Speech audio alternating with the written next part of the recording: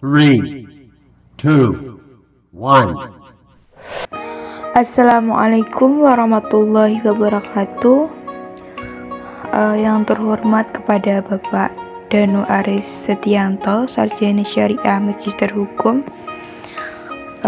Sebelumnya saya akan memperkenalkan terlebih dahulu, yaitu perkenalkan nama saya Sabila Anggun Nurantika dengan NIM 21211111355 di kelas 3J Hukum Ekonomi Syariah di Fakultas Syariah.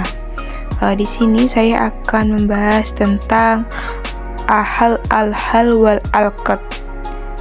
Jadi itu ada empat bagian. Yang pertama membahas tentang pengertiannya, kemudian yang kedua membahas tentang pemerintahan, kemudian praktiknya, kemudian yang keempat yaitu bentuk.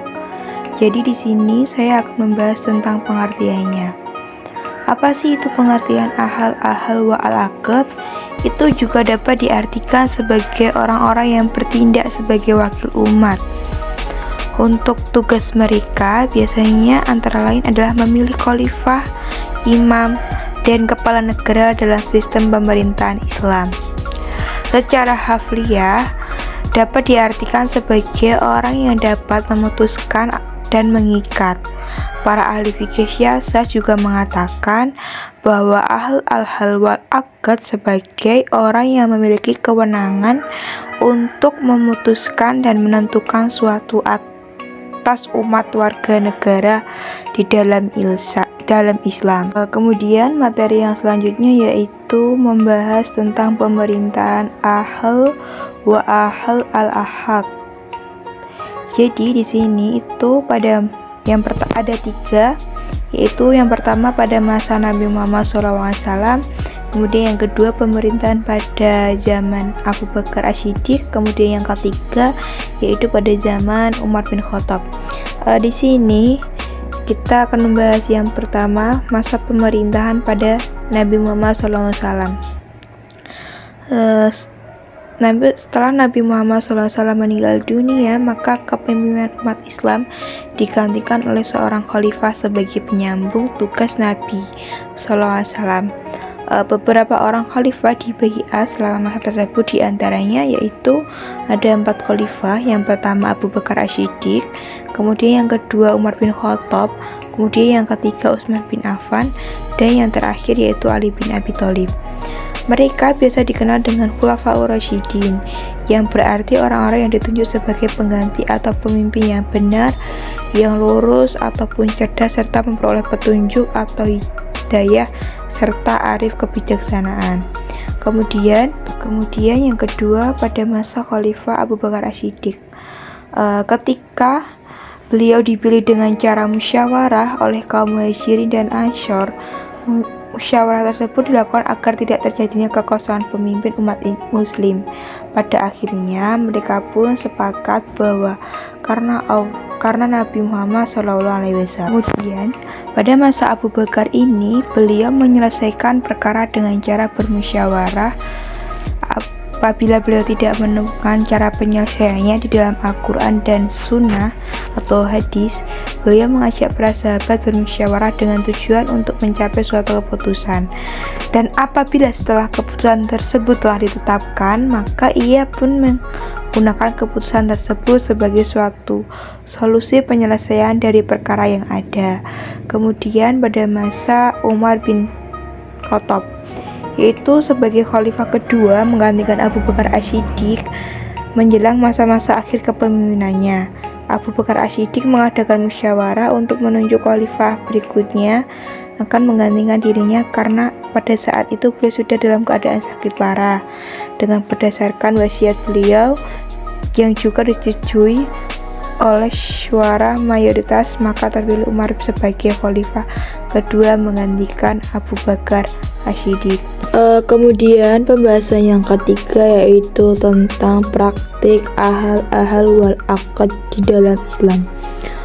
Al-Quran dan As-Sunnah tidak menyebutkan al-hal wal aqd di dalamnya, akan tetapi hal tersebut terdapat di strukturat fikih Islam di bidang politik keagamaan dan pengambilan hukum substansial dari dasar-dasar menyeluruh. Maka dasar sebutan ini di dalam Al-Quran dalam mereka yang disebut ulul amri, dan juga terdapat dalam firman Allah yang berbunyi taatlah Allah dan taatilah Rasulnya dan ulil amri di antara kamu. Terdapat pada surat An-Nisa ayat 59. Kemudian juga dijelaskan di dalam Quran surat An-Nisa ayat 83 dengan artinya, dan kamu mereka menyerahkannya kepada Rasul dan ulil amri di antara mereka.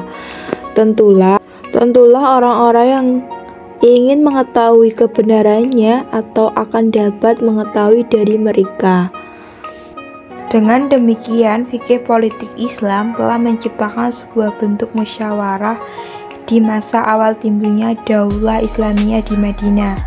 Sebagaimana ia juga telah menciptakan suatu bentuk konstitusi yang dikenal sebagai konstitusi Madinah.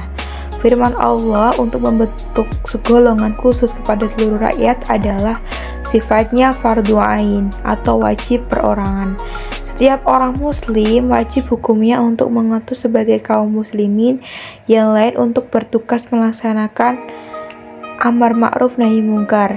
Jika tidak ditemukan praktik dakwah di dalam masyarakat seperti apa yang kita temukan dari para sahabat, ditetapkannya al-hal wal aqd adalah untuk mencegah pemerintah yang bersifat otoriter dan menjaga setiap hak kebebasan individu sebagai warga negara.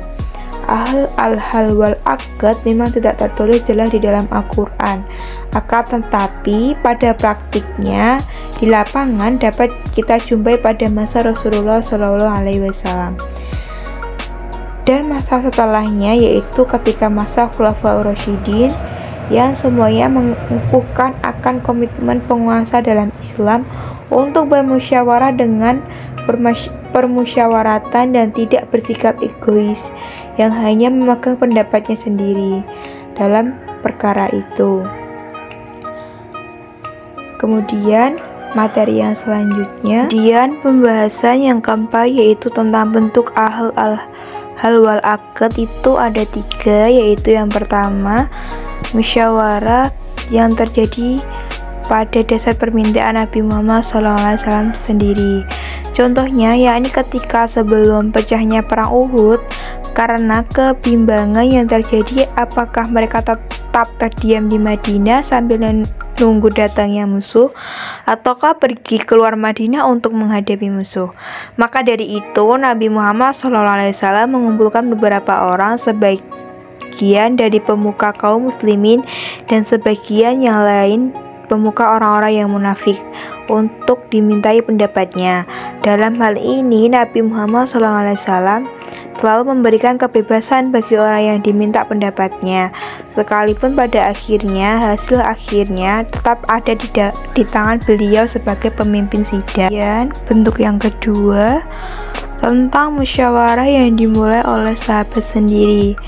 Hal ini terjadi ketika perang Badar, di mana ketika menjelang perang tersebut Nabi Muhammad SAW menentukan posisi beliau dan para pasukan Islam ialah di suatu tempat di dekat mata air, yang kemudian menimbulkan pertanyaan bagi salah seorang muslim dari kelompok Ansor, yakni Hubab bin Mundir.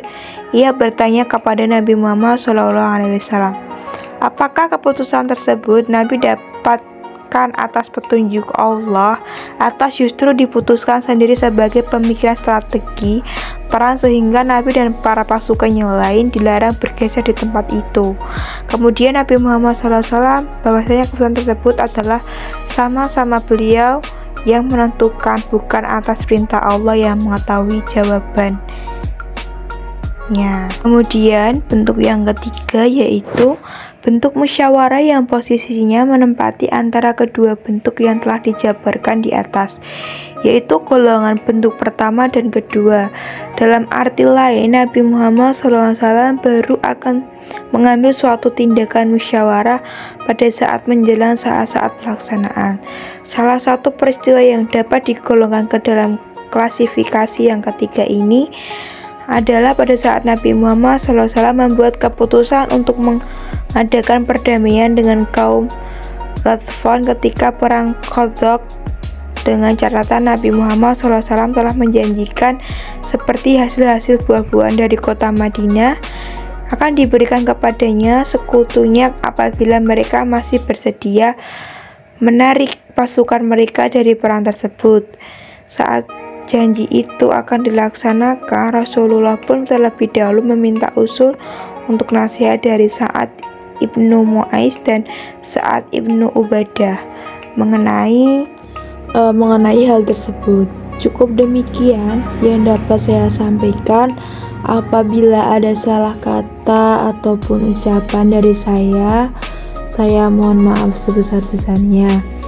Dan semoga bermanfaat materi yang dapat saya sampaikan untuk kalian semua yang sudah menonton ini.